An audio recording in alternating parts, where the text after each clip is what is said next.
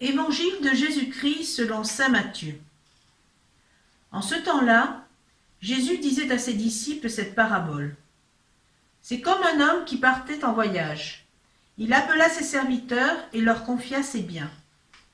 À l'un, il remit une somme de 5 talents, à un autre 2 talents, au troisième un seul talent, à chacun selon ses capacités. Puis il partit. Aussitôt, celui qui avait reçu les 5 talents s'en alla pour les faire valoir et en gagna 5 autres.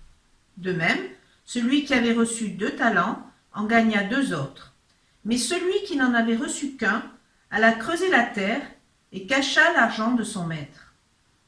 Longtemps après, le maître de ses serviteurs revint et leur demanda des comptes.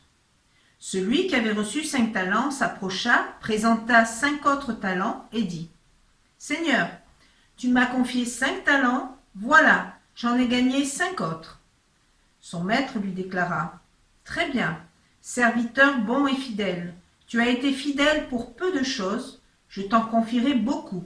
Entre dans la joie de ton Seigneur. » Celui qui avait reçu 2 talents s'approcha aussi et dit « Seigneur, tu m'as confié 2 talents, voilà, j'en ai gagné 2 autres. » Son maître lui déclara « Très bien, serviteur bon et fidèle, tu as été fidèle pour peu de choses, je t'en confierai beaucoup.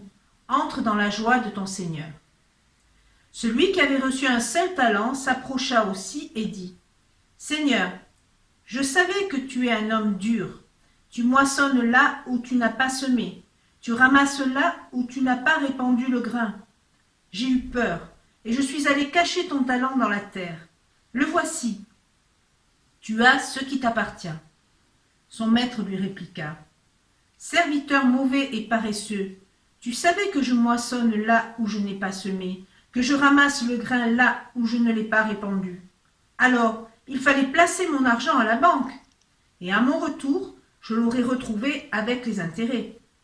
Enlevez-lui donc son talent, et donnez-le à celui qui en a 10.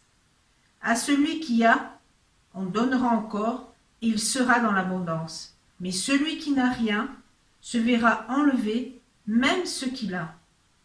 Quant à ce serviteur bon à rien, jetez-le dans les ténèbres extérieures, là où il y aura des pleurs et des grincements de dents.